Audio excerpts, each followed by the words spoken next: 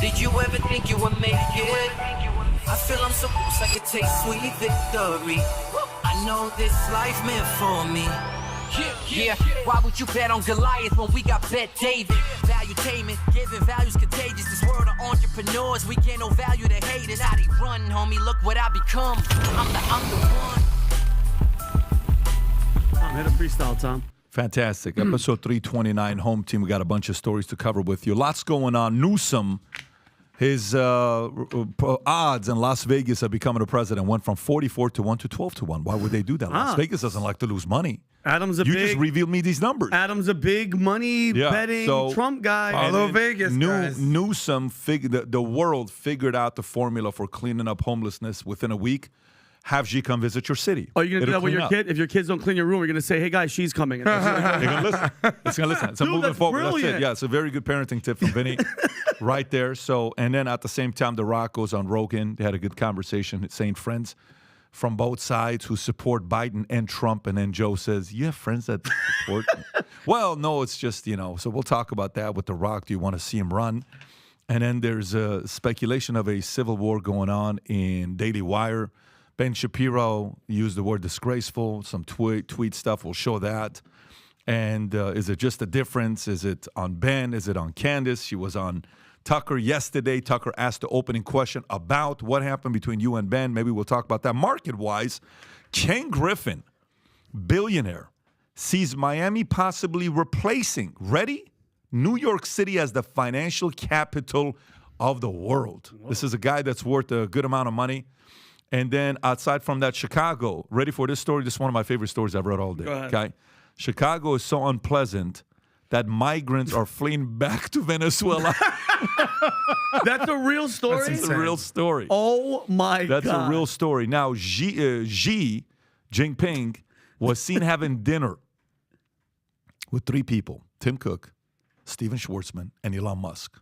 Okay? Interesting dinner. She was? It's a pretty heavy dinner. I mean, a dozen of oysters. How are you going to split it? Like between four people. It's a bit of a feud, but we'll see what happened there. We'll talk about that. And then every once in a while, we have devastating news to share with the audience. I typically don't like to have the podcast be a downer, but I think we have to sometimes give the news. Barbara Streisand said that she would leave the U.S. if Trump becomes president. What? Yeah, absolutely. I knew you were not going to be happy about it. I don't want Trump to. No, just hang in there. Just hang in there. And then U.S. continuing jobless claims to rise to highest in almost 2 years. And then retail sales drops in October for the first time in 7 months. The clearest sign yet that commercial real estate is in trouble. When you see this chart, it's absolutely, absolutely insane when you do see this chart. And yesterday, I had a 3-hour sit-down. Finally, we made it work with the son of the Majesty, Mohammad Reza Shah Pahlavi. And Reza Pahlavi, Crown Prince, was here yesterday. We had a 3-hour conversation. All I will say is there was some things revealed in that 3-hour conversation that when the Iranian community sees worldwide, everyone's going to be talking about this when this thing goes live. It should be going live later on today, if not tomorrow. Once we have it done, you will see it. But I can't wait for the Iranian community to see that. It's going to be pretty wild. It's going to be pretty intense. One of my favorite conversations I've ever had in my lifetime. Phenomenal. So I can't wait to share that with you. But having said that, before we go into these stories, let's go to our sponsors first. Go for it, Rob. In the financial industry since 9/11, the day before 9/11, and I've owned stocks, bonds, mutual funds, real estate, crypto, gold, you name it, I've owned it. But the one thing that's very important part of my portfolio all these years is gold. I love having a percentage of my net worth in gold that I have access to in case of many different things. That's why we chose to work with our new sponsor, American Hartford Gold. If you have retirement funds that you cannot afford to lose, American Hartford Gold will ship physical gold or silver directly to your door. Also, if you have retirement funds that you can't afford to lose, now is the time to call American Hartford Gold, a precious metal dealer you can trust. They have the finest products, amazing customer service, and a buyback commitment. They've earned a 5-star rating from thousands of reviews and an A+ from the Better Business Bureau. Tell them I sent you and they'll send you up to $5,000 worth of free silver on your first order. So click on the link in the description or call 866-939-6984. Again, 866-939-6984. Okay, fantastic. Rob, are we good? Are we back on? Okay, sounds good. Let's get into a couple of the stories here. Let's start off with the first one here. Rob, if you want to play this clip with Xi, and by the way, the comments Biden made about Xi being a dictator and the reaction to the audience is pretty wild. I say we start off with, if you have the Ben Shapiro clip, let's start off with that first on what happened with Daily Wire. This clip was shown. It was going viral on Twitter, and then there was a tweet from Candace Owens, and then I'll let you read the whole thing, and then we can have the conversation about it. Go ahead and play this clip. Yes, the question was about Candace Owens. I think her behavior during this has been disgraceful. Without a doubt, I think it's been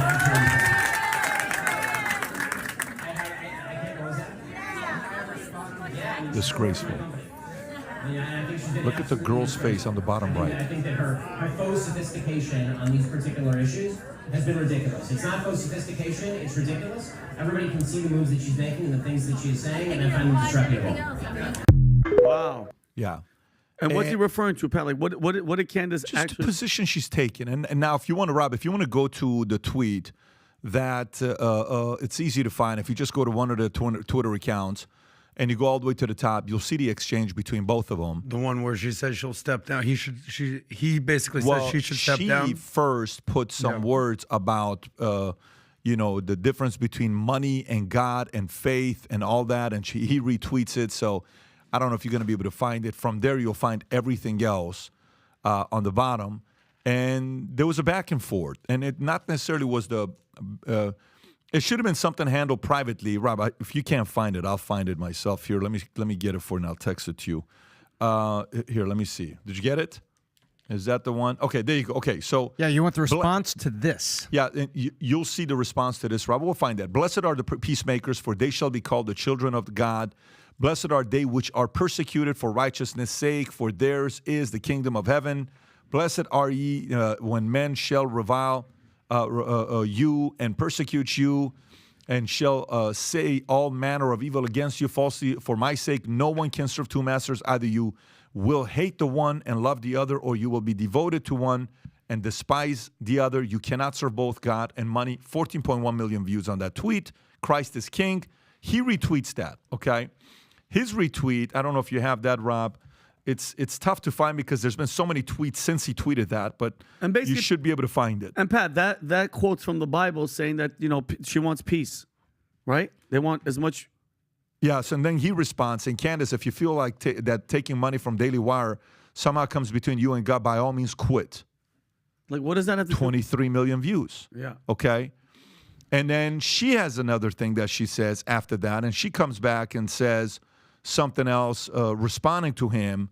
And then there's this exchange, and then she's on Tucker yesterday talking about this, and Tucker asks, who's the boss? Is he your boss? Is he this? Is he that? And it says, look, for 5 years, we've had all these differences between each other, and he's had pretty much every position that I've had. You can play one of those clips with her and Tucker, Rob. You can just play one of those clips in the beginning. I think he goes right into, Rob, just pick one of them, Rob. Just pick that one is fine. There you go. And commanded him to stop saying that the earth revolves around the sun. Fast forward. Shut up. Let's see. You're about to have another descendant. Actually, yeah, 40 weeks, but I was not missing this. I was so excited. I'm honored to be here. Well, so it's a little weird to see yourself. Look, we all get things wrong. I certainly have gotten a lot of things wrong. I think it's fair to be attacked for getting it wrong. But if you get it right, and it's proven that you got it right, and in 3 instances it has been proven that you did on the biggest issues of the day, shouldn't the people who attacked you apologize? And shouldn't someone at least point out, hey, Candace Owens was right about that? Yeah, I don't think it's that. I think what tends to happen is they have too much ego. There's a clip. Anyways, there's more to it. But when you're seeing this, Tom, what do you think about this whole back and forth between her and Ben Shapiro, two brands? Is it a big deal? Is it not a big deal? It's just locker room talk, and then Ben's coming out saying, if you don't want the money, you can leave, you can quit.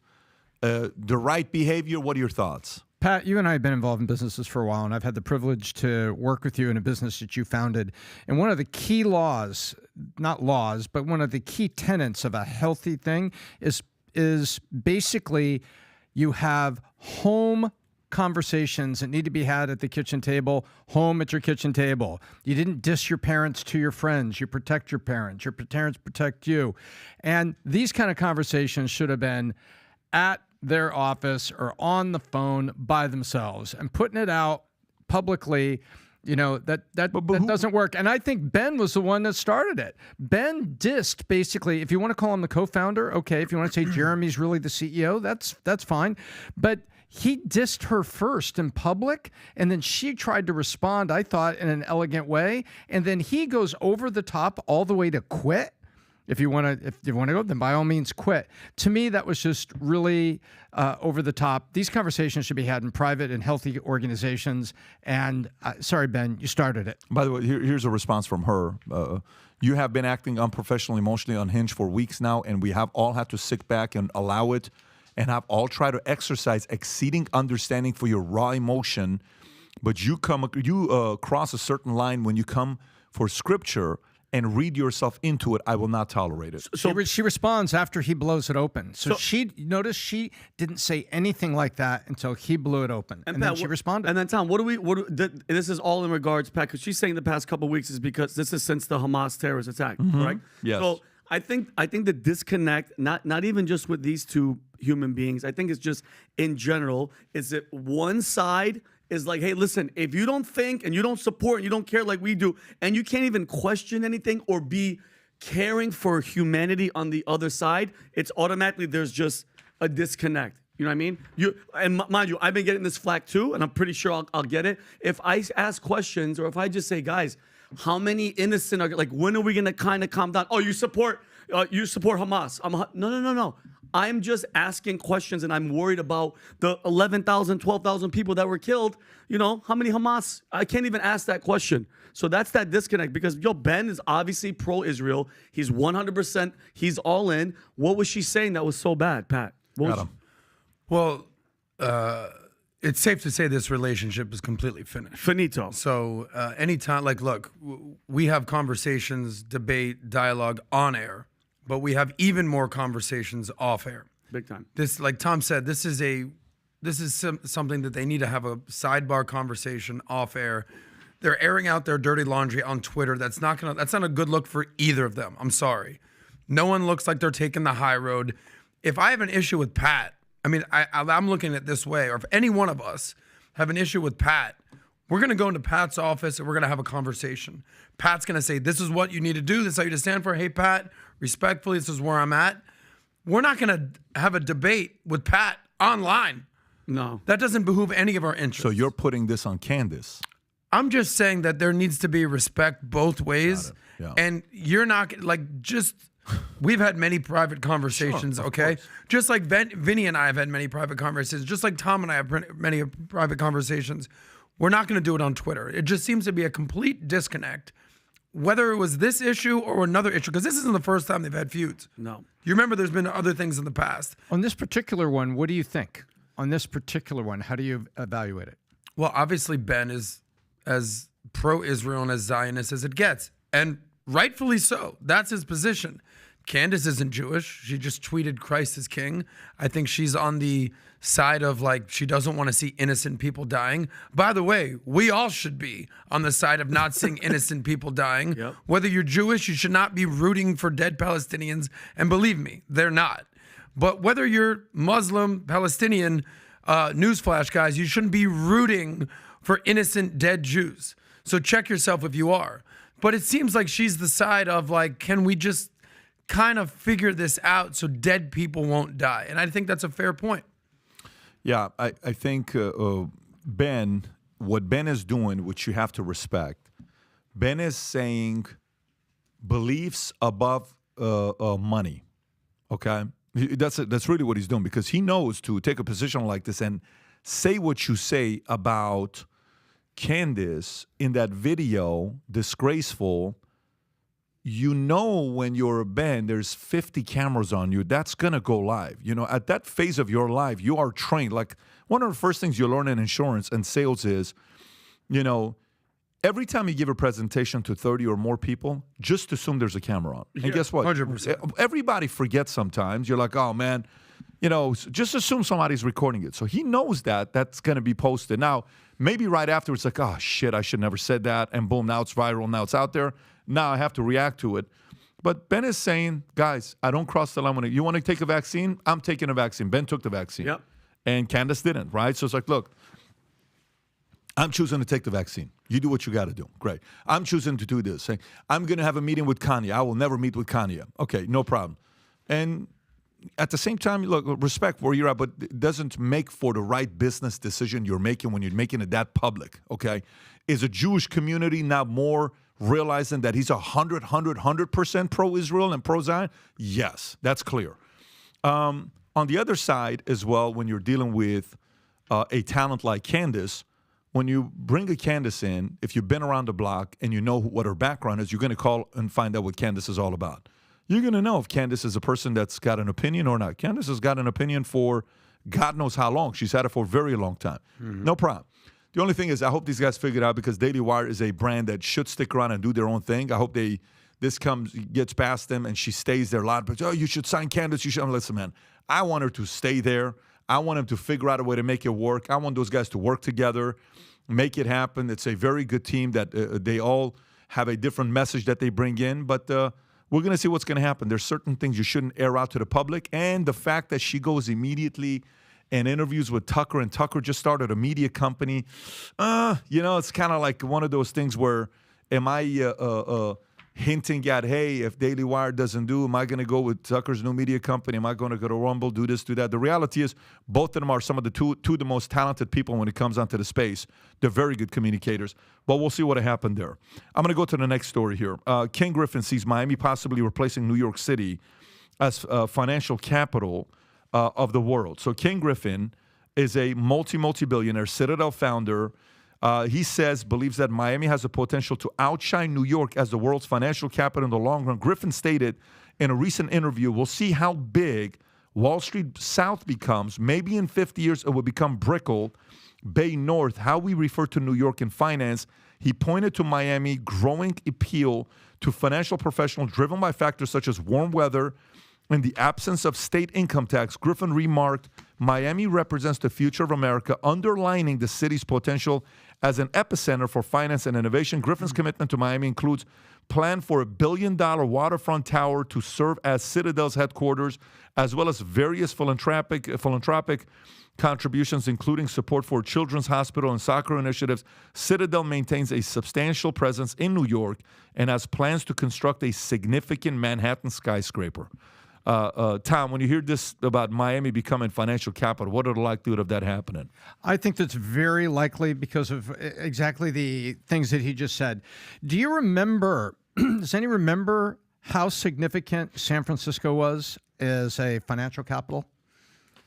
People don't remember. San Francisco, you go back, look at the 80s and the interconnection between the banking community and Hong Kong. San Francisco was important. San Francisco was there, but you've had people move out of there.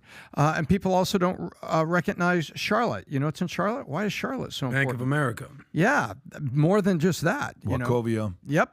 And, Wells Fargo. It was the regional center. So there is a need to have more than one, if you think of airlines, more than one hub, American Airlines has got Dallas and Miami, United's in Chicago and San Francisco. I think this is Ken talking about the emergence of Miami as an outstanding city. And, in 50 years, you're going to be talking about really the emergence. What he's not saying here that I read about a lot is the true emergence of Latin America and South American economies, and as they continue to grow and develop. And Miami down there, it's already very international and diverse, especially with wealthy individuals that come from Latin America, South America, Brazil. And I think he's absolutely right. We're going to have another hub. It's not going to replace New York, but I think we're going to have another very significant hub. Adam. I agree that it's not going to replace New York. Born and raised in Miami, the fact that this isn't even a conversation that Miami would be replacing Wall Street, it would have been laughable pre-COVID. Laughable. You would have been like, dude, the only thing to do in Miami is club, party, club, maybe some real estate, bro, and then club some more. Maybe like some it was, Yale, maybe some no, Yale. so obviously that too. But the fact that we've seen since COVID policies, especially in big blue cities like this, we've seen what's happened in LA for sure, and then New York for sure. People are looking for something better, specifically the tax situation, the regulation situation, the crime situation. Miami, shout out to Mayor Francis Suarez and everyone that's basically running Miami. amazing climate for this. Speaking of climate, I think people are realizing, okay, I could be in New York, spend $5,000 for a 1-bedroom, or go to Miami, spend $2,500 for a 1-bedroom. But I'm in the greatest climate potentially in the country, other than maybe San Diego, 9 months out of the year. It's amazing down here. Tax haven situation where you're not paying income taxes. The problem is a lot of people come down here and they're like, holy shit, it's Friday, it's 3 p.m. Kind of gotta go. And then they just step out for the day. You're not doing that. He doesn't know anybody like that. No, I don't know anybody like that. He doesn't know anybody. No, Some people. of course not. Some folks. But Miami is an amazing city. But specifically, he says maybe in 50 years, Brickell will replace Wall Street. I don't see it, but they will take some market share away from Wall Street. People are already doing it, him being one of them, because he was based out of where? Chicago, I want to say? Him down there? You talking about Him down. Ken Griffin? He was in Chicago. He was in Chicago, so he wasn't even in New York. But love Miami. It's amazing. That's where it's at, but it's not going to replace Wall Street for what it is. Guys, everything that you guys just said, I concur. Yeah, and the man from Miami says it's not going to happen. So we'll see. Maybe that. I said maybe in 50 years we'll have it. I'll be It ain't there. happening in the next I'll be few there. years. We'll see. By the way, meanwhile, Chicago is so unpleasant. Migrants are fleeing back to Venezuela. Oh, my. Favorite story of the day. Can you imagine? It's got to be so bad that you're like, dude, I'm not dealing with this shit. Go back to communism, socialism in Venezuela.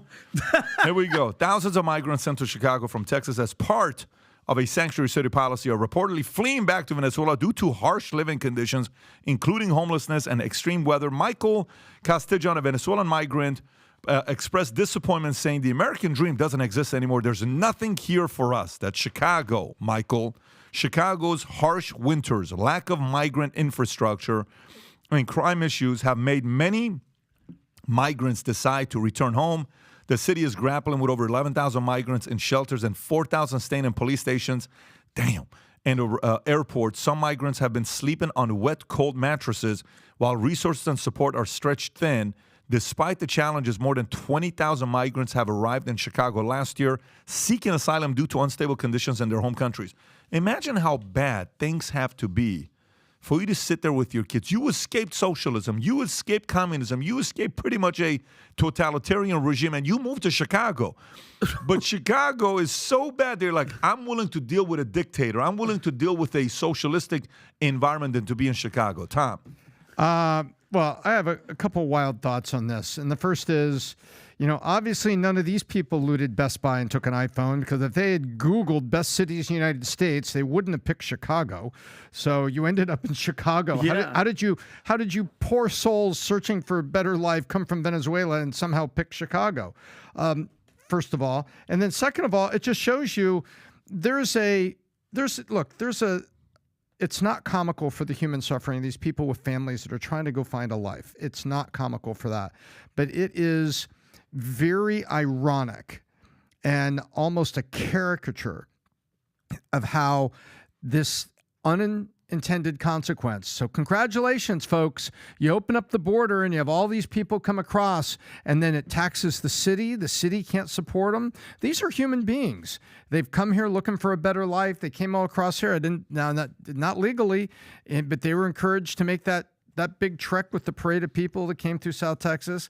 And now look, here's what you get. You have people that think it's so bad here, and the cities are stuck.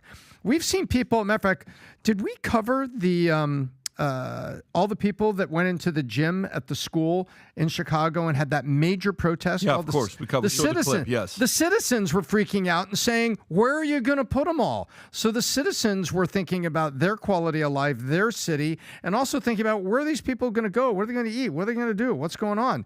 And so it's like, congratulations, blue cities. This is what you get. And now this is the reflection in the mirror. The media won't cover it that way, but this is a direct reflection of the blue city in the mirror. And mind you, this is Tom. This is Abbott, Governor Abbott from Texas, sending them to Chicago. How are they going to get back? So now what? They have to make the trek back to Texas and leave through that port of entry. I'm confused how they're going to actually leave though, because they got to make it back to Texas and then what? Let me tell you, this is easier said than done. Number one, then Adam, I'll let you go. But this all comes down to Pat. This all comes down to Alejandro Mayorkas. the Homeland Security guy that to this day, you got everybody out there that's watching YouTube, this little rat, this little snake, he's in front of Congress almost every month, and they ask him all these tough questions. Is it secure? Why are you doing this? Why is it an influx? All these terrorists are here. Everything's happening. Why? He just grins and never answers the question. It's done on purpose. Just look at that face. Look at Alejandro Mayorkas' face. This is the guy. This is the guy that is causing all the problems, that all these terrorists that we've caught, that we send back. He can't tell us how many are here. He can't tell us how many children are missing. He can't tell us. He can't answer the question of the sponsors that come and pick up these kids. They have no background checks. It's an actual influx of just negative crap, and this guy is going to keep his job and he's not going to get fired. He's done a horrible job, and I'm shocked that he's still employed. Shocked, Pat. Have you seen what MTG, what Higgins, and what Hawley have done to him? Have you seen these clips or no? I love him. Can you show one, please, Pat? What do you mean? But this is what pisses me off. They yell at him, they check him. He just sits there with a smiley face, and nothing happens. Nothing happens. It's the bark and no bite. That's the Republican Party. They always get you excited because you think they're going to do something, but at the end of the day, Pat, they don't do shit. Nothing happens. He's been there for 4 years. It's not a border problem. It's a crisis. Okay? It's a crisis. And wait till you see, Tom. Wait till you see when it bites us in his ass. God forbid, but I know it's going to happen when some terrorist shit goes down and that guy's going to walk. Nothing's going to happen to him. And we're going to trace it back to people that came through the border, and we're going to figure out where they came from. And isn't it going to be interesting how the FBI and the CIA are going to suddenly give us, chapter and verse on how they got here. And it's because they already know that they're here. They already know what's going on. They know that there's sleeper cells here. Yeah. Well, let me say something about this situation. It is sad as hell that if you're from Venezuela and you make it to America and you end up in Chicago, you're like, I'm good, bro. I got to go back to Venezuela. Yeah. By the way, that's the worst country to be in the Western Hemisphere with the potential of Haiti being right up there. But I don't see them going back to Venezuela. Once they made it in this country, believe me, they're not fleeing back to Venezuela. You know where they're going? Right where Ken Griffin said people are going, down to Miami. Down to South Florida, my friend. Yeah. So I have a lot of Venezuelan friends. I have a lot of Colombian friends. I have a lot of friends from South America. Believe me, if they made it in this country, they're going south. Yeah, they're going to head to Miami. They're going to head to Florida. 100%. They're not fleeing back to Venezuela. That's why I thought this was an absolute Babylon Bee article. And it's true. But it just goes to show the downfall of Chicago. I remember I'm a huge Frank Sinatra fan. Everyone knows the New York, it's up to you. Everyone knows that song. But everyone forgets he also sang about Chicago. Chicago. Yeah. Chicago. Tell me the last time somebody sang a song about Chicago these days. I mean, Jay-Z and Alicia Keys did their, New York song. But did you go party in Chicago? Tom, I'll party everywhere, buddy. No, Just if you like Sinatra, did you ever go to the Pump Room at the Omni Ambassador Hotel? Tell us the story, Tom. They still have. I'm saying you said Chicago, and then I assume you knew. Yeah, they still have his. They still have his booth there. All right. Wow. All right, Tom, we'll check that thing out. Thanks, bud. Don't let Tom fool you, Tom. Tom will party was a an little bit. after-hours king. Yeah, drinking water at 3 o'clock because he had some. Wait, filtered he was or rolling, rolling in my 500 Benz. Oh, I thought when you said Tom was rolling and something and drinking water, that's exactly what I was talking about. But anyway, so next, the clearest sign yet that commercial real estate is in trouble. Okay, take a look at this chart, by the way, Rob. If you can pull this WSJ story up with what's going on with commercial real estate, it's a little bit ugly, but some people are still holding on and thinking everything's going to be fine. Well, here we go. Foreclosures in commercial real estate sector are on the rise, particularly in mezzanine loans, making it a significant downturn in property market. This year, a record number of foreclosures notices have been issued for high-risk mezzanine loans, totaling 62 notices through October, more than double the previous year's figures. Mezzanine loans, known for their high interest rates, have experienced a surge in defaults due to rising interest rates and increasing vacancies. These loans have played a substantial role in various property types, including office buildings and apartments. Why would you buy a building on a freaking mezzanine loan? Interest rates on mezzanine loans, which typically would be around 10 or 12% in the past, are now risen over 15%, making refinancing challenging and leading to more defaults and foreclosures. Tom, I think you know a thing about mezzanine loan. What do you think about when you see this chart here? When I see this chart, I look at the bar on the far right for 2023, and I'd like to remind people that fourth quarter stats are not in that bar yet. And take a look at what's here. It's basically what we've seen coming. You know, you have 3 steps. Step 1, work from home. Step 2, return to office. Not everyone. Step 3, I don't need all this extra square footage. I don't renew my lease. I can't renew my lease. I break my lease. I get bankruptcy court to erase my lease. And then the commercial real estate crisis started. Commercial real estate, step 4, this is local banks. And now, guess what's going on? Now the banks are foreclosing because, hey, you haven't paid us the payment. You've gone 6 months. We wanted to restructure it. Bankruptcy judge said restructure it, and all of a sudden, boom, look at that. And so you could see it went up in 21 during COVID, went down in 22, as you might expect, with a little bounce back. And now here we are in 23. Look at that. It's almost double. Excuse me, it is double 22, and we don't even have fourth quarter stats in here. So this is the consequence of COVID, work from home, return to office, and an economy that is not as good as the stock market would let you believe it. And now we've got empty buildings and banks are foreclosing. Look at that. But you know what? You're going to get deals on commercial real estate right around election time.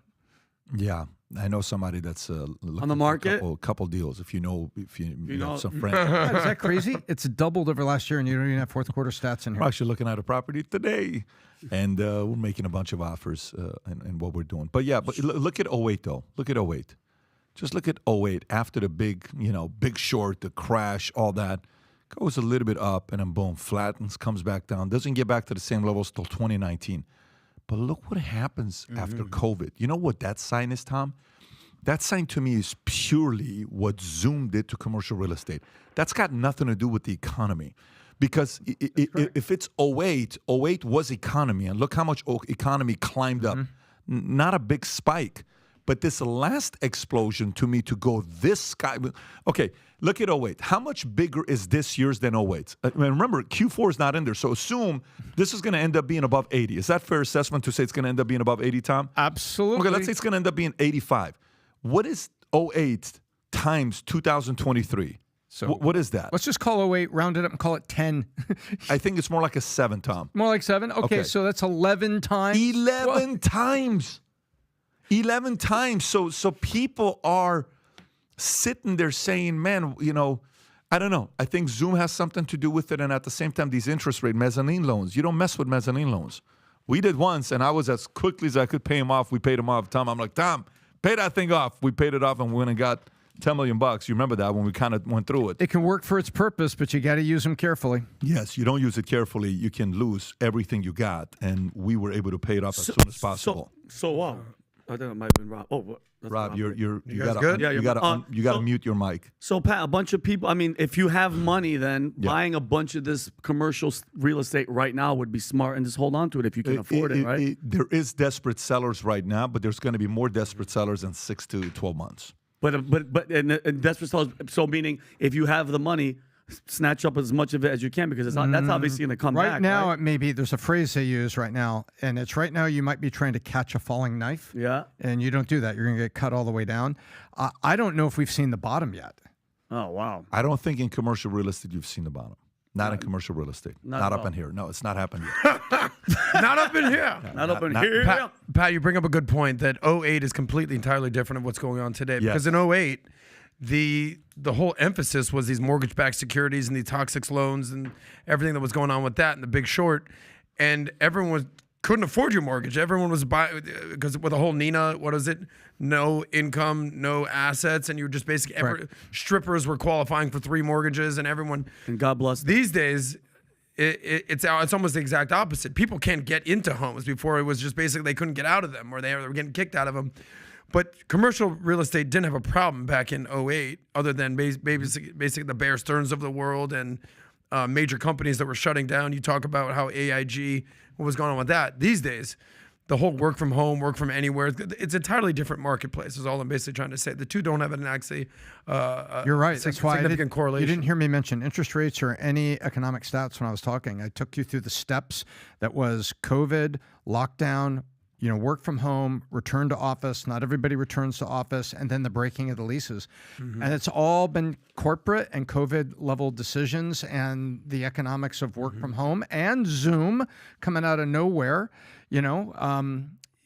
to impact lives. By the way, I don't know if we can pull this up real quick. Zoom's stock price, all-time high in 2020, 2021. Plummeted. It can't be looking good these days. How much is it down? Oh, we 80%? looked at it before. Just go to a 5-year. Go to a 5-year. That one right there. Look at that. There's no good, Benny. No, There's no good at all. Plummeted. If there's plums. By the way, if you would have bought it in 2020 and you got out and basically in a year, man, you made some money. If you're still holding on to Zoom, thinking that's coming back, you're rooting for another freaking pandemic. Rob, hover over 2020. Hover right over 2020. Get a number. See, 66. So just forget that those 3 years existed. It's gone from 66 to 63, and just forget about the climb on Mount Everest and the fall down the other side. But you know also what this says, though? You know what also this says? It's back to discipline. Fake success? But also what this says is people are not working from home anymore. That's also what this says. Yeah. Because this is also a sign, just like 08 to 2023 showed the spike, that showed the fact that it doesn't have to do where it's a market crash to market crash. It's two different games. This was part of work from home. Now they're starting to come back home. This also shows, people are coming back to work from the office. So we'll see. We'll see what's going to be happening there. Next, U.S. continuing jobless claims rise and highest in almost 2 years. This is a Bloomberg story, page 13. If you want to go to it, folks, here very soon, you're going to be able to get the notes that we go through. All the notes, every interview, everything we do, you'll be able to get it as well. Stay tuned for that. So, U.S. continuing jobless claims rise to highest in almost 2 years. Continuing applications for U.S. unemployment benefits have surged, but best way to kind of measure this, to the highest level in nearly 2 years, reaching 1.87 million people on the week ending November 4th, marking the 8th consecutive week of increases. Initial jobless claims have increased to 231,000 during the week ending November 11th, the highest level observed since August. During rising jobless claims, along with data including a drop in U.S. factory production and declining home builder sentiment in November due to high mortgage rates, are contributing to speculation among traders that the Federal Reserve may have concluded its interest rate hikes. At the same time, you also see the story right next to it. Retail sales drops in October for the first time in 7 months. Tom, what are you noticing here with these two numbers? Is that the Q3 party is over. We had a big party where everybody spent crazy. We talked about the used HELOCs. We talked about that they ran their credit cards up to $1 trillion. The party is over. The cooling of the economy is here. And maybe the Fed has achieved, a 3% inflation rate. Maybe they have. But it was going to come with consequences. And a soft Q4 is here. And the prospect, we've been talking about recession for a while, and I know I've been out there and I've predicted that it was going to be here this year, and I was not correct about that. But I think I am dead right that in the middle of Q1 to the middle of Q2 next year, we are going to have an absolute recession because everything is here. And ignore the stock market. There are other dynamics going on there, but this is what I see. Job claims are sustaining themselves for jobless claims. In other words, I couldn't find a job. I'd like to renew my jobless claim to see if I can get state support. And then you also see the number of jobs being built is down and other things are down. So the party for Q3 was over. Enjoy the 5% GDP. We're here for 1% in Q4, and I think we're going to see a recession midway through Q1. Tom, let me ask you why you think you're going to see a recession. You said Q1 in 2024, so that's 2-3 months away, right? So here's some stats for you because I want to get your take on this. Current unemployment rate in the U.S. is what, 3.9% they just came out with? That's not horrible. They want to be under 5%, right? That's the sort of target number. You brought up inflation. I think the current inflation rate is low threes, 3.3, I think was the latest number. They want it to be around, 2%? Stock market doing okay. You see crypto doing okay. So obviously the real estate market looks like a mess right now. But if you look at just sort of the basic numbers in the economy, things seem to be doing okay. So where do you see the biggest cracks in the economy, and why are you so sure that there's going to be a economic downturn or recession in the next few months? Well, take everything you said and just put the word today at the end of each sentence. Mm-hmm. So right now, I think unemployment is going to be back up to 5%. In the next 3 months? Midway through Q1? Yeah, absolutely. Absolutely. The layoffs are starting. It's not going to be a wave. It's not going to be a sudden spike like COVID, but what you're about to see is contraction. And you have to remember, part of the stock market pop that we've just experienced was layoffs in Q1. Remember how many layoffs? Layoffs. And they put those charges off, and then profits are up sort of artificial. And then you have to look at it a year later and say, okay, if you laid off a bunch of people and your profits were up Q3, Q4 unexpectedly, okay, can you do that trick in Q1? What's it going to look like? So I believe that right now the economy is in the midst of a contraction, and what will come with it is a slow, steady growth in unemployment, culminating in a 5% rate halfway through Q1 and a recession. That's just another reason for me to vote for Biden and the Democratic Party. That's what I'm gonna. By the way, I'm not alone. I'm not alone here. You read between the lines here. I'm not alone. No, Tom. If anybody we're gonna believe, it's gonna be you. And by the way, talking about Biden, Rob, if you can show this. So here's Biden being asked a question about Xi, and then we're gonna show the clip about what's going on in San Francisco. So. First, Rob, let's start off with the San Francisco, what it looks like. By the way, this is, when you watch this, the first part I'm going to show you is China. Then I'm going to show you what San Francisco looks like. Okay. This is China. Go ahead. Go ahead and play this, Rob, if you can. Rob, go ahead. Go ahead, Rob, play this. Play it. Let me hear this. Wow, China, it's so clean. The streets of China is Look incredible. at China, bro. Like, I like how they represent with all of their flags. I respect. I mean, you have to do that. It's your country. It's your country. To show that all flags. It's clean. Look, Pat. Is there any dirt? No dirt. Well, this is the case study. Like they're saying, look how clean China is. This is what we expect San Francisco to be. Dude. To be honest with you, I would love to move to China. And it looks like Xi that. Coming in, but and there's Xi. And you can pause it now, folks. Wow. I'm messing with you. China. That's actually San Francisco. Oh, really? That's San Francisco. Even Rob got confused. Rob's like, I don't know. I was like, that doesn't look very Chinese. And Rob, that is you got me, Pat. China. You got me good. That's San Francisco. They made San Francisco look like China. Is there any video of what that street typically looks like? No, I'd love to see it. Well, it used to be disgusting. They cleaned it up. They put barriers There used to and be a guy walls. with a hammer living on that street. He was one of Paul Pelosi. Yeah, he was. But go ahead. Exactly right. But pay attention, guys. Man, shout out to Paul Pelosi. Not one American flag. Not one pride flag. It's all about China. And bro, and Gavin Newsom has, Pat, I don't know if you saw, this is Gavin Newsom's response. They asked Gavin Newsom, well, you're cleaning this up just because there's some a dictator is coming here, some leader, and that's your excuse? Played. Folks say, oh, they're just cleaning up this place because all those fancy leaders are coming into town. That's true. Why? Because it's true. There. No, because it's but true. It's also true for months and months and months prior to APEC. We've been having different conversations. I know. Okay, so Pat, here's my question. This is a smart politician getting in front of the narrative. Yeah, but can I ask you guys a question, though, Pat? It's the 8 Mile approach. What? Like, yeah, why? I know I live in a trailer park. I know that San Francisco's shitty. I know that there's poop maps everywhere. But we're going to clean this thing up. Rob, okay, good. I'd love to see Look at that. Go back a little bit, Rob, so everybody can go for it. Well, this is San Francisco before and after. Look at the top. Look at that. That's the same street before. And those are metal things so homeless people can't sleep. They put that there so no homeless people could even get comfortable. Look, walls. What happened to the no border wall? But I think for the sake of America, Xi should just do a tour of America. Go to New York, everywhere. Go to Chicago. Yeah. Come down to Dallas, get some Texas on. Come down to Florida. Let's party in South Beach. Xi, just clean up the country. Where is the American Unbelievable outrage? Where's the outrage that it takes a dictator to come here for them to clean up a city that we've been begging, clean up the homeless, the drugs, it's disgusting. So it takes this piece of shit to come here. By the way, he's 2 for 2 for cleaning up our streets. First with COVID, it looked just like that, and now with this. Well, no, now with this. I mean, but we had a lot of riots during COVID. No. Well, hold on. I'm telling you right now, this relationship, this situation should worry everybody. Gavin Newsom, who we all know is going to be running for president. We're not stupid. He's buddy-buddy with China. China's coming in. They're showing their force. Biden just said to guys, what did he say, Rob? He goes, hey, Gavin Newsom's a great governor. I wouldn't mind him taking my spot. Watch this here. Pay attention to what this idiot says. Listen.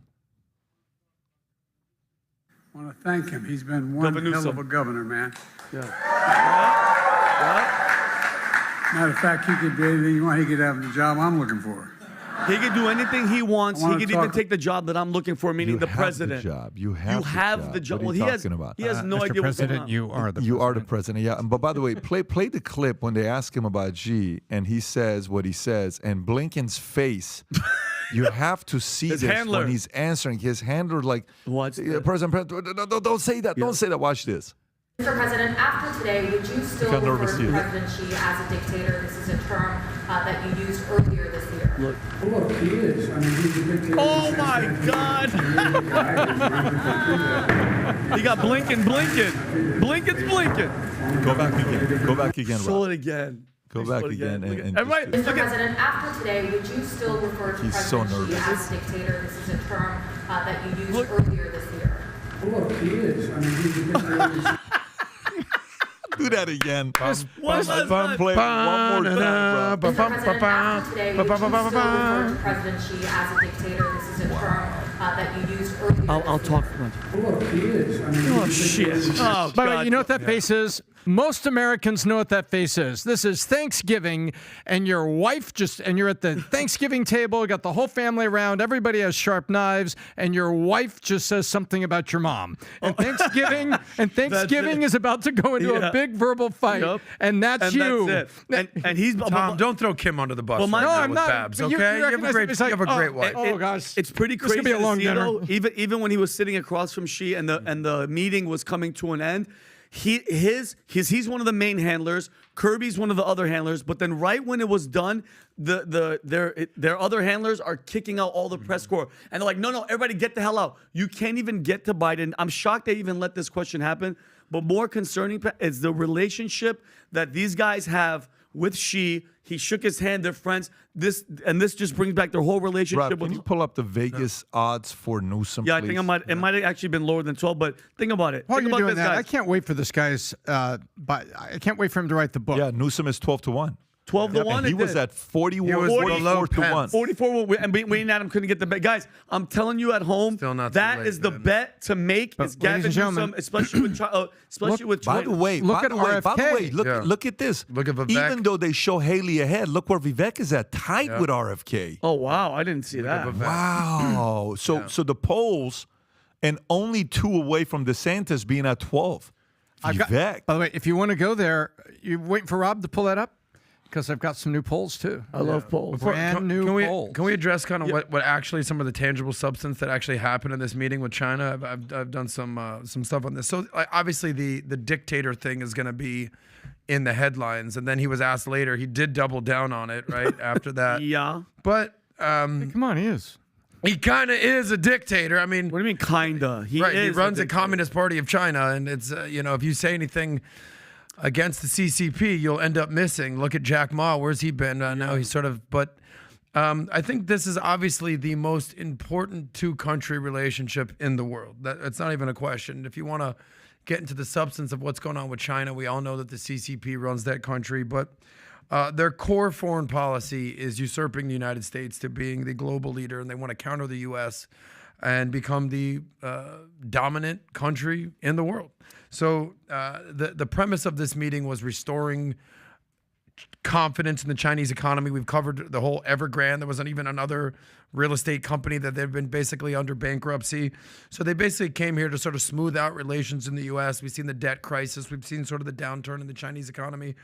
But here are the key things they talk about. He didn't mention much, if anything, about trade relations or even the debt situation going on in the U.S. It was all about stabilizing just general relationships. They were talking about having military contact moving forward or resuming military contact, working on the fentanyl situation, cooperation on that. What do you mean by what do they mean by working on the fentanyl situation? You guys are sending Exactly. the fentanyl here. They addressed I'll work it. it. And they They talked about addressed it. climate, Adam. Climate. They did do a little bit of climate. They were talking about new dialogue regarding AI.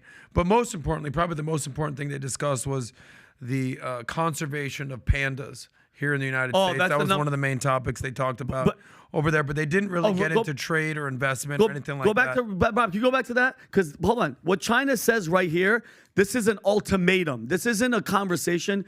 Xi says U.S. and China can only be adversaries, meaning enemies or partners with no middle ground. That isn't a relationship.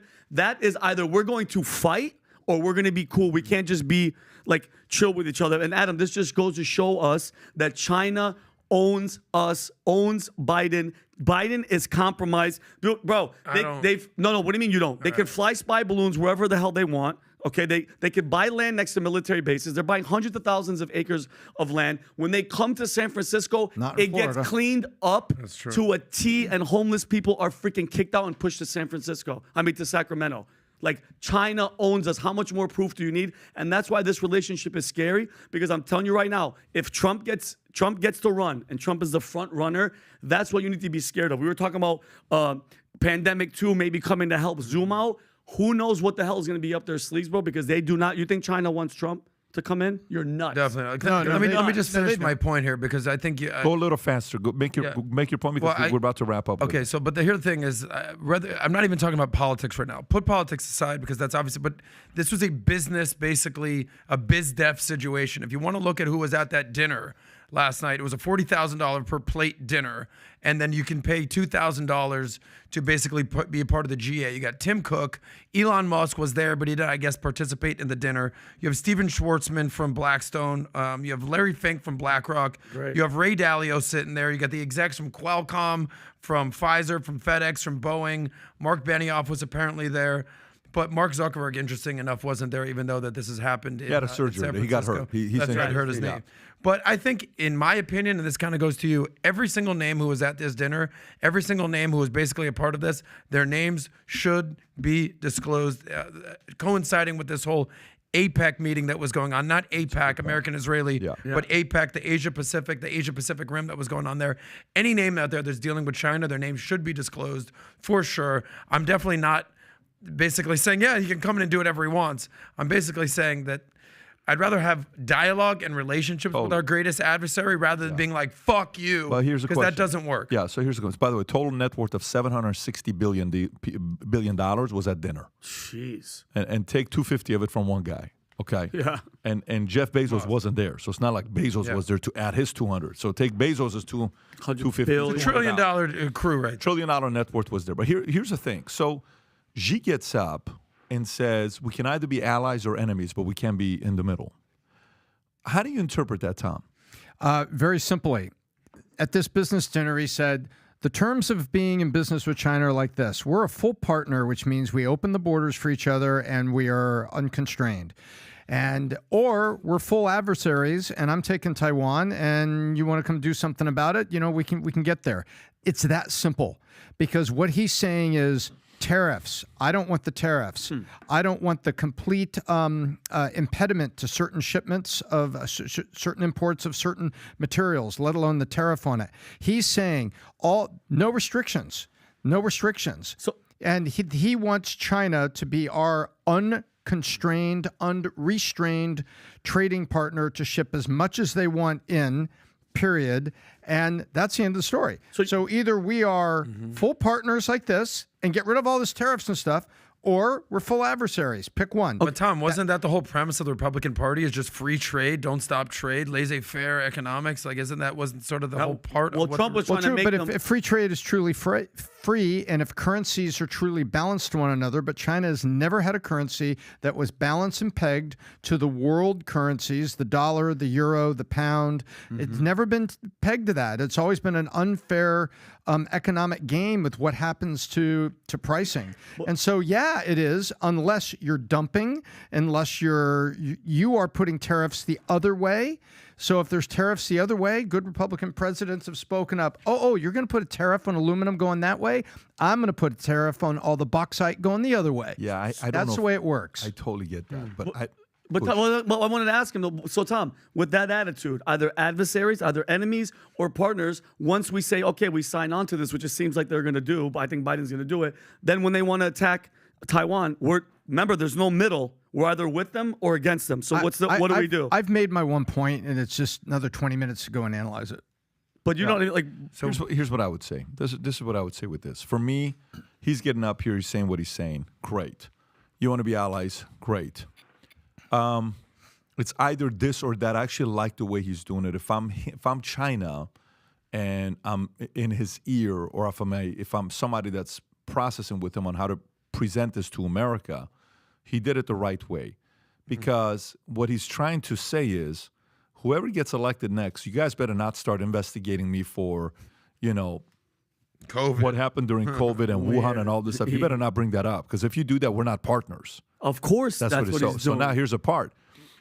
If America doesn't investigate that, then the American people who don't ask for that as an important issue are so short-sighted and so quick to move on that the only way you resolve any issue, for example, think about it.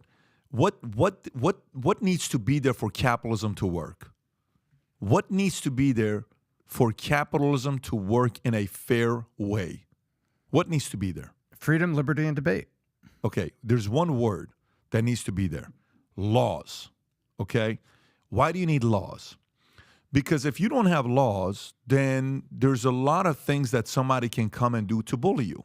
For example, China, back in the days when they wanted to kind of start competing with U.S., there's one reason why they couldn't compete with U.S. China only had 4 law schools. The entire country only had 4 law schools. Think about that. It's crazy. What the hell you mean you have only 4 law schools? So then they started investing into law schools because they needed to have law and order. So when you compete, you're able to go do what you're doing and it's safe and protected, right? So what is the whole concept of law and order? That leads to what? Why do we need law and order? To hold people what? Accountable. Is China going to be held accountable? Definitely not. No. But that's not the right thing, though. Obviously. They have to be held accountable. And we have to find out what happens because... And then China says, it's either we're allies or not. Fine, let's define allies. Is it your definition of ally? Is it you defining? Because you and I can get, husband and wife can get married and say, I want to be a partner for the rest of my life. Okay, maybe your definition of partner is very different than mine. Your definition of partner could be, give me half of everything you got. That's not my definition of partner. Here's what my definition of partner is. So if you want to be partners, here's what I want you to do. What's that? Allow every one of our social media companies to be in China.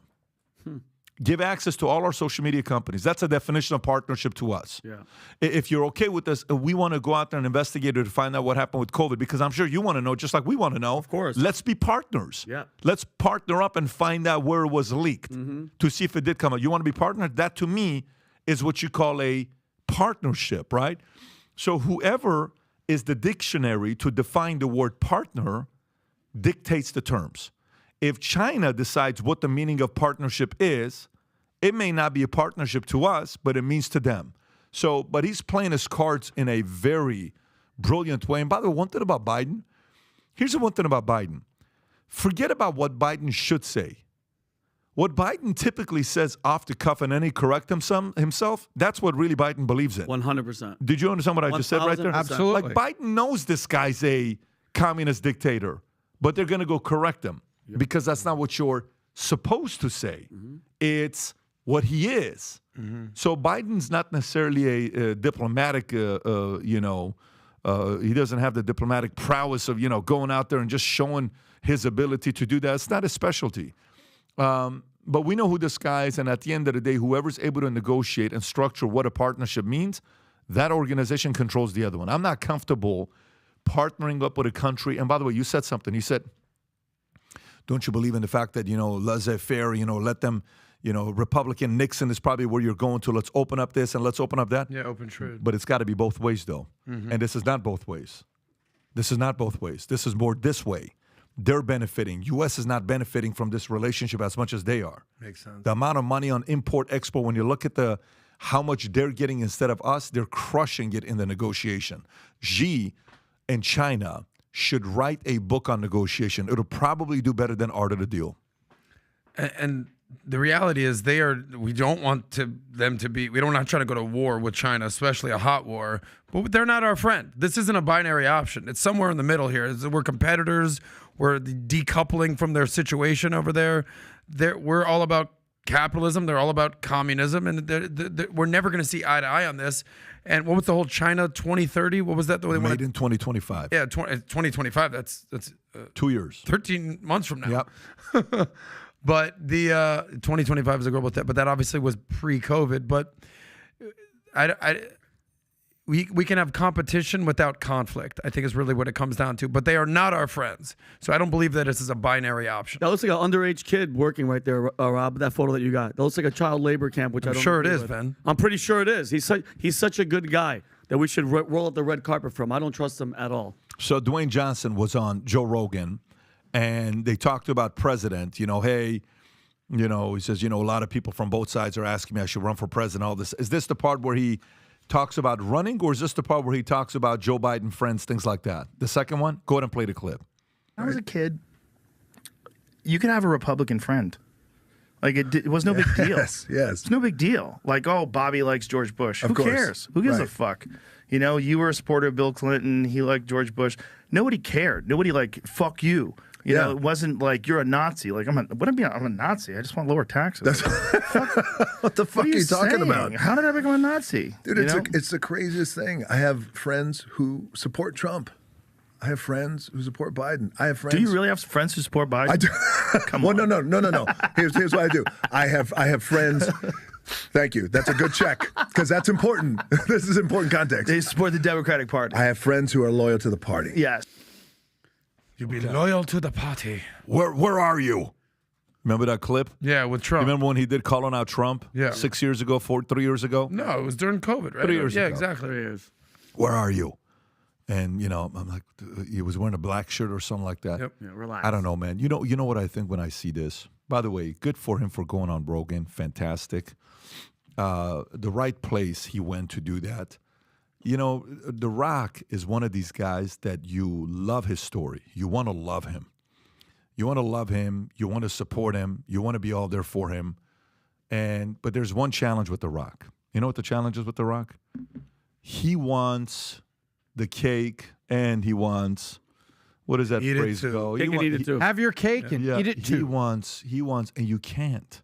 Yeah. You can't do that today. Because, the whole conversation with Kram Reza Pahlavi, when we're having a conversation yesterday, the whole conversation is about take a position. Do you want the job or do you not want the job? So imagine if your father is the king of Iran, okay? Do you know in an interview with CBS in 1976, you know who they consider the most powerful leader in the world? The most powerful man in the world? His father? Reza Shah Pahlavi, Mohammad Reza Pahlavi. Wow.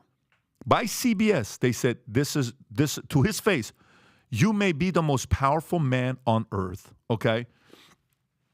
You go from that, you're his son, you learn how to fly planes at 11 years old, okay? You're sharp, you're smart, you're eloquent, you're all that stuff. Everybody wants you to run for office. Everybody wants you to go back and go be this and go be the second coming of your dad and your grandfather and all this stuff. The question becomes what? Do you? Maybe he doesn't. Yeah. Maybe he doesn't want to do it. Maybe he's got a different plan for himself, right? For me, with The Rock is, he wants to keep Hollywood happy and keep his Oprah Winfrey friends and all this stuff, but he knows deep down inside he's a Republican. Mm-hmm. Rock is a Republican. Rock is not a liberal. Rock is not a Democrat. Rock is a center-right guy. Rock is a pro-America, pro-military, pro-hard work, pro-do your thing, pro-protect your family, pro-mother, pro-father, pro-being a husband, pro-being a good father, pro-taking care of yourself, pro-being clean, pro-being organized. These are all qualities of center-right, responsibility, give back. He's all that. He's got all of that.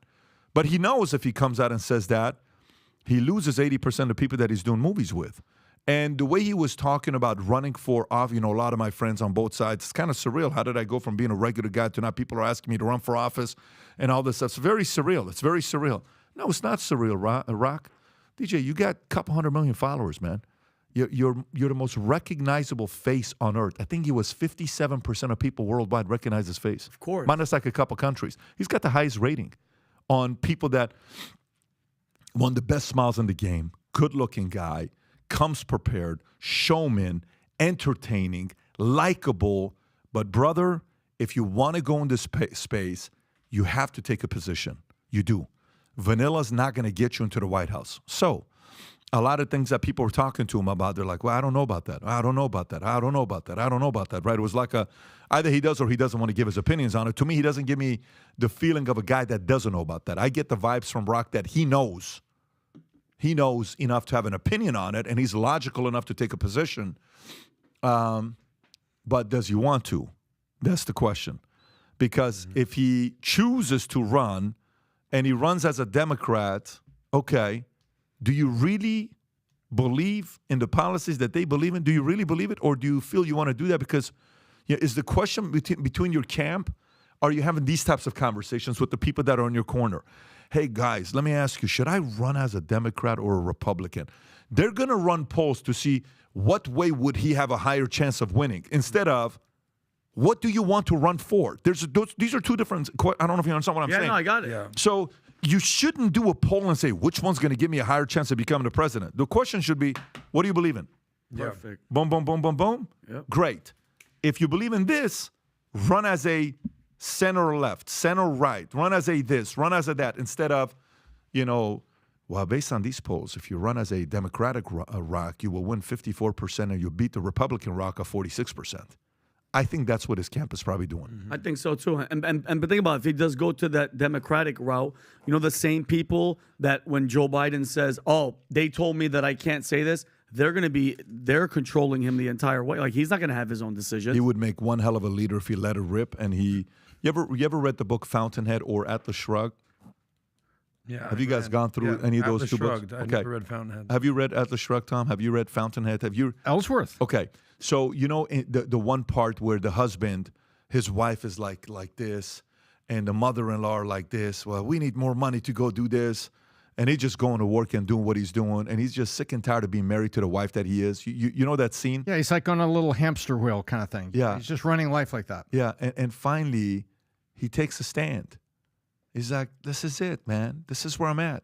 And you know what happens? He earns a respect.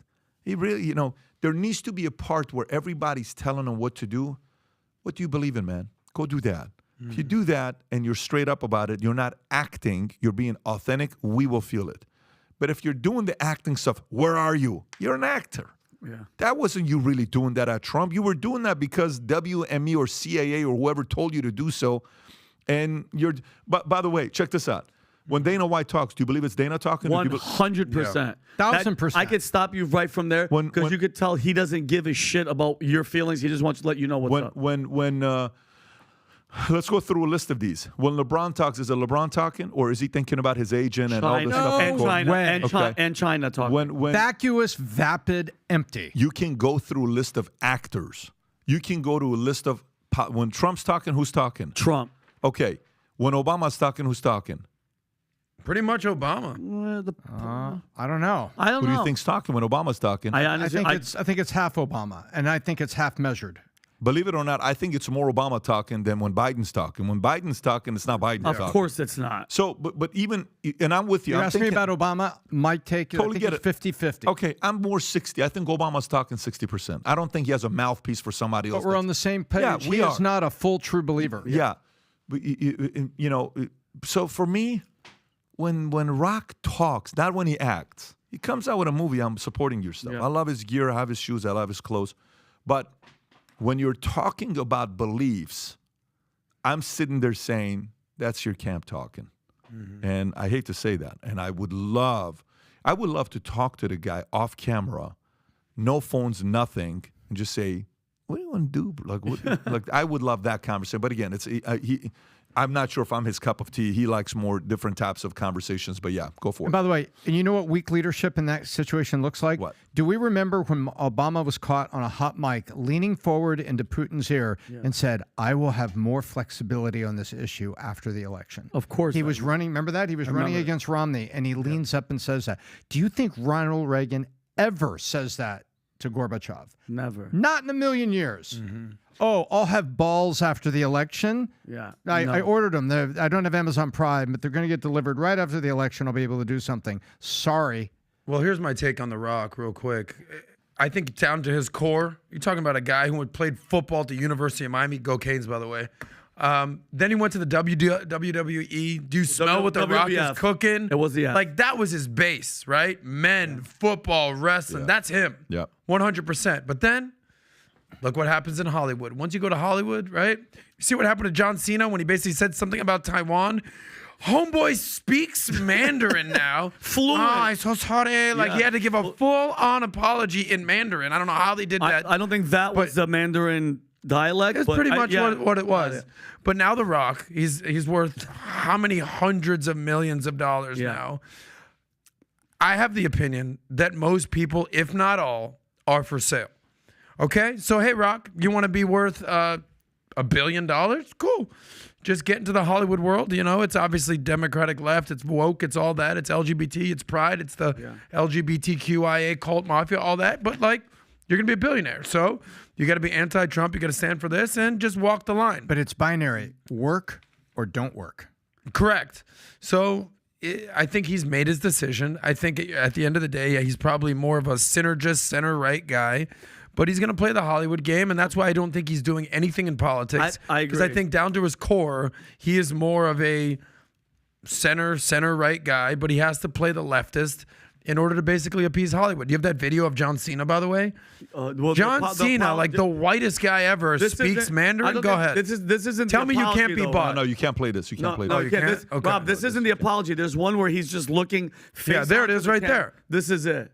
就是假如吸纳，我必须说，现在在苏黎 This 世 is 情就 what let selling out for the money looks like. Let me translate.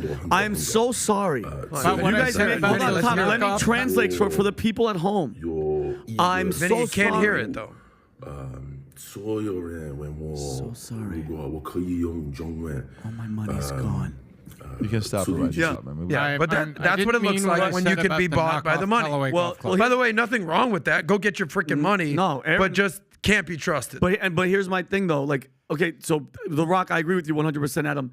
No way in hell he's giving up Hollywood to go be a president or anybody in the political world. But I want to ask you a question. What would happen? I want to ask all you guys. What would happen if this election he comes out, The Rock, instead of the video where he's like, "Come, where are you, Trump?" and he goes like this, guys.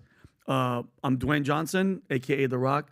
With what's happening with the country, with the border, with the economy, with the brink of World War III, with everything that's happening, I gotta go with Trump. What happens to his whole career? Everything. The Rock. Plummets. It goes, guess what? Plummets. Girls are gonna come out of the woodwork and say that he touched them. His career, his name, his legacy goes to shit. He'll get Russell branded. 1,000%. So guess what? You nailed it, Adam. He's staying right in his lane. Yeah. He's not getting political, and that is it. And bro, just do that then. Yeah, say it. I would come out and be like, I have no interest in running for president. Period. This is not what I'm at. Just make your money. Yeah, just like Gavin Newsom said. He's like, I'm not running for president. But Gavin Newsom is running for president. Okay, Gavin, we got you. But this is the clip. This is the clip that you were talking about, Adam. Where See, Newsom's hair is in bed. oh, this is the clip that you were talking about, Tom. This is the one with the Russia where he goes. No. Yes, it is. No, that's not Putin. No, it's not Putin, but this is Putin's number one. We'll go after the stuff afterwards. You can play that if you want to play it. Go ahead. This is. and it was. I'm sorry, it wasn't Putin. Yeah, it was Medvedev. Medvedev. Listen. My last space, please. Yeah, and after my election, I have more flexibility. Yeah. I will. I understand. I transmit this information to Vladimir and understand what. Yeah. Okay. Yeah, I'll have more leeway. We're mic'd still. Oh, that's weird. Are you people still here? Oh yeah, we still got politics though. Come on. Yeah, but that's politics. My ass. You don't say that. You don't think those conversations take place off camera every single day in every single country of the world? Oh, 100. We just caught it on a hot mic. 100%. But so he's in bed with Putin. That's what.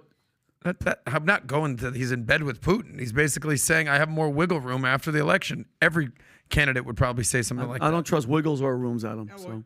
You can go to the hyperbolic comment and just say, gosh, these conversations happen all the time, and you can be correct.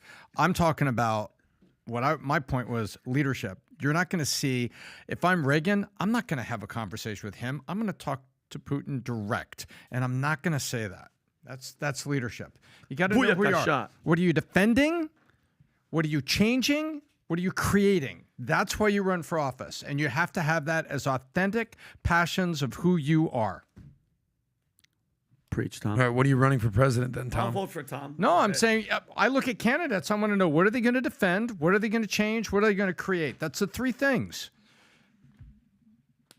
And that's the way the cookie crumbles. Do you have any? No, I'm not here to argue with Tomo. I'm just saying that you don't think those types of conversations happen all the time? I mean, come on. I say, listen, for the sake of tradition of this week, I say you guys fight. Yeah. I say, like, let's go, bro. You want to step outside, Tom? Tweet each other, like, tweet say off. stuff. Tweet off. No, we're you much give some more scripture from Old Testament. You give some scripture from New Testament, and let's kind of go through it. That's right. We're already getting good to see how much more aligned we are. I don't want certain you other end up to individuals. be on the show and just be another Rob, what story do we have that we haven't covered? Anything else? Outside of that, I'm going to wrap up, so we'll go tomorrow morning. This was a short, quick podcast we wanted to do with a couple stories to cover with you. Tomorrow we'll be back at it again. We got a lot of stories we haven't covered. 9 a.m. What's it called? 9 a.m. Home team. Home team tomorrow. 9 a.m. tomorrow morning. Okay, take care, everybody. Bye-bye, bye-bye, bye-bye.